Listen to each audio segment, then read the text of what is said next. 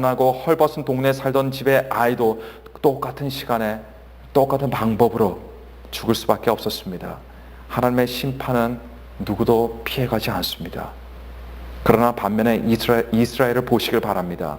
이스라엘 백성에게는 여러분 어떻게 해서 죽음이 임하지 않았습니까? 그들이 단순히 이스라엘인의 혈통을 가지고 있었기 때문에 죽음이 피해간 것이 아닙니다. 그렇다면 애당초 처음부터 하나님께서는 어린 양의 피로 문설주에 바르라고 명령하실 필요조차 없으셨습니다. 당신의 백성으로 선택하신 이스라엘 백성에게도 하나님께서는 모든 가정이 그리고 모든 집이 그곳 문설주에 어린 양의 피를 바르게 한 것입니다. 이것이 무엇을 의미합니까?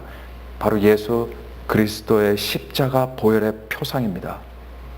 6월절 날 문설주 어린 양의 피가 발라져 있던 집안에 그 집안에 있던 사람들에게만 죽음의 심판이 임하지 않았듯이 오늘날 예수 그리스도의 그 피가 예수 그리스도의 보혈이 마음에 발라져 있지 않은 모든 사람에게 죄인에게 임하는 죽음의 심판이 있을 것을 오늘 우리들에게 말해주고 있습니다. 여러분 사람은 피를 보면 흥분합니다. 어린 아이들은 많이 아프지 않아도 자기 몸에 피가 나는 것을 보면요 그때 기겁을 하게 됩니다. 어쩌다가 사고가 일어났던 장소를 우연히 지나가다가 사고당한 사람의 그 피 땅에 있는 것을 보게 되면요 기분이 참 안 좋습니다. 피 보고 좋아할 사람이 누가 있겠습니까? 그러나 기독교를 대변하는 단어들 중에 가장 중요한 것이 있다면 그것은 예수 그리스도의 보혈입니다. 그래서 우리는 보혈의 찬송들을 부르는 거예요. 요즘 좋은 찬송들이 많이 나오고 있습니다. 음이 어찌나 그리 아름다운지 그 가사도 얼마나 은혜스러운지 몰라요. 그런데 한 가지 참 아쉬운 것은 우리를 살린 것은 바로 예수님의 그 보혈인데 예수 그리스도의 보혈에 대한 찬송은 그렇게 많지 않다는 겁니다. 이것이 참 아쉽습니다. 그나마 요즘 찬양들 중에 보혈을 지나라는 찬양이 있어요. 보혈을 지나. 그 찬양의 가사가 얼마나 마음에 와닿는지 모릅니다. 보혈을 지나 하나님 품으로, 보혈을 지나 아버지 품으로, 보혈을 지나 하나님 품으로 한 걸음씩 나가네. 존귀한 주 보혈이 내 영을 새롭게 하네. 존귀한 주 보혈이 내 영을 새롭게 하네. 존귀한 주님의 보혈이 여러분들의 영을 새롭게 하심을 믿으시면 아멘 하시길 바랍니다. 간혹 저희 집에서 저기압이 형성될 때가 있습니다. 간혹 제 아내가 무엇인가 실수할 때가 있습니다. 물론 저도 그렇죠. 그래서 간혹 저도 집에서 기분이 상할 때가 있습니다. 그러면 제 아내가 제 눈치를 살피게 됩니다. 근데 그렇게 좀 시간이 흐르다 보면요 저희 집 아이들이 저한테 이렇게 와요. 그리고 온갖 애교를 다 부리면서 그러면서 뭐라고 말하냐면요 아빠, 엄마 용서해 주세요. 엄마 용서해 주세요. 이렇게 말합니다. 큰 아이들이 와서 그런 말을 하면요 오히려 더 짜증이 날 것 같은데 이 6살 나네, 8살 나네가 이렇게 아빠 품에 안기면서 그렇게 말하는 것을 여러분 상상해 보시기 바랍니다. 얼마나 이쁘겠어요. 물론 아이들이 스스로 이 철 들고 그래서 저한테 와서 그렇게 말하는 것이 아니에요. 아이들은 사실 노느라고 뭐 아빠 기분이 저기압인지 엄마가 무엇을 잘못했는지는 사실 관심이 없습니다. 그런데 제 아내가 아이들 부르다가 사주시키는 거죠. 네. 아이들 불러놓고 아빠한테 가서 엄마 용서해 주세요 이야기하라고 하는 거예요. 저는 그게 제 아내의 그 습관이기 때문에 그럴 때마다 제 아내가 뒤에서 아이들을 사주했다는 것을 알고 있지만 그래도 아이들의 입에서 그 말을 들으면요 갑자기 웃음이 이렇게 터져 나옵니다. 저기압이었던 집안 분위기가 갑자기 고기압으로 바뀌어버리는 거죠. 이 성도가 예수님의 보혈을 생각할 때도 저는 마찬가지여야 된다고 저는 생각합니다. 우리는 어떤 일로 화가 나고 기분이 상할 수도 있습니다. 자존심이 구겨질 수도 있어요. 상처받을 수도 있습니다. 힘들 때가 있고 어려울 때가 있습니다. 그러나 그럴 때마다 우리를 위해서 십자가에 흘려진 예수님의 보혈만 생각하면요 사실 하나님의 자녀는 기분이 달라져야 됩니다. 우리가 뭘 보고 참습니까?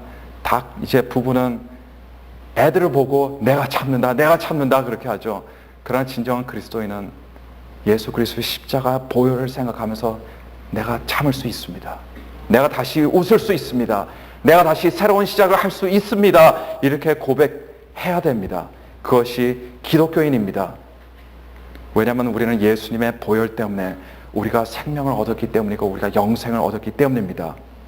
그 예수님의 보혈 때문에 우리가 언젠가 없어질 이 세상에 속한 사람들이 아니라 영원한 하나님 나라에 속한 사람들이 되었기 때문에 우리는 그리스도의 보혈만 생각하면 가슴이 뭉클뭉클해져야 돼요. 그렇기 때문에 다른 것들이 아니라 오직 존귀한 주님의 십자가의 보혈이 우리의 마음을 새롭게 하는 것이 되어야 됩니다. TV 보면서 마음을 새롭게 하려고 하지 마십시오. 화나는 일이 있으면 그냥 가출을 하셔가지고 마음을 다시 풀고 들어오실 생각, 그것도 일종의 방법 중에 하나겠지만요. 가장 중요한 것은 그 자리에 무릎 꿇고 예수 그리스도의 십자가 보혈을 생각할 때 우리의 마음이 다시 새로워져야 됩니다. 애굽 사람들은 자기들의 땅이 있었습니다. 이스라엘 백성은 자신들의 땅이 없었어요. 애굽인들은 비록 자신들의 땅에서 남의 땅에서 살아가는 이스라엘 백성에게 노역을 시키면서 편하게 살았습니다. 같은 땅에서 살던 서로 다른 두 민족의 운명을 지배하는 것이 두 민족들 전부 이 땅에 있다라고 그렇게 생각했습니다.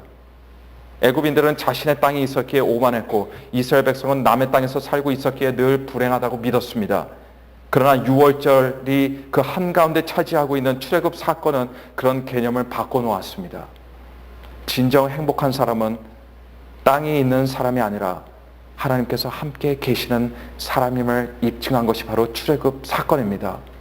그리고 사람에게 있어서 진정 필요한 것은 나의 땅이 아니라 바로 예수 그리스도의 존귀한 보혈인 것을 암시해주고 있는 이 사건이 6월절 사건입니다. 예수 그리스도의 보혈은 누구에게나 필요합니다. 예수 그리스도의 보혈은요, 건강한 사람에게도 필요하고 병약한 사람에게도 필요합니다. 남자에게도 필요하고 여자에게도 필요합니다. 어린 아이에게도 필요하고 노인에게도 필요합니다. 예수 그리스도의 보혈은 모든 사람들이 다 필요한 그런 값진 선물임을 여러분 믿으시길 바랍니다. 이 예수 그리스도의 존귀한 보혈을 사랑하시길 바랍니다. 예수 그리스도의 존귀한 보혈을 의지하시길 바랍니다. 그 보혈의 능력으로 우리가 살아갈 영원한 하나님의 나라를 꿈꾸시는 우리 클리브랜드 중앙침례교회 성도들이 다 되기를 오늘 이 시간 간절히 축원합니다. 다 함께 오늘 말씀 생각하시면서 고개 숙여서 기도하겠습니다. 하나님 아버지, 진정 우리의 기쁨을 가져다 주고 우리에게 생명을 가져다 준 것이 예수 그리스도의 보혈임을 다시 한번 기억하게 하여 주옵소서. 그리고 그 보혈을 향해서 나가게 하시고 그 보혈을 지나서 하나님의 보좌 앞에 나가는 우리 모두가 되게 하여 주옵소서. 우리를 위해서 십자가에 뚝뚝뚝 흘리신 그 보혈을 생각하면 우리가 우리 마음에 풀지 못할 것이 없습니다. 우리가 못할 것이 없습니다. 그 보혈을 생각하면서 하루하루 다시 한번 우리 마음 가운데 기쁨을 창조하시고 우리 마음이 새로워지는 놀라운 역사가 일어나게 하여 주옵소서. 우리 다 함께 예수 그리스도의 그 십자가 보혈을 생각하면서 통성으로 합심으로 다 함께 기도하시겠습니다.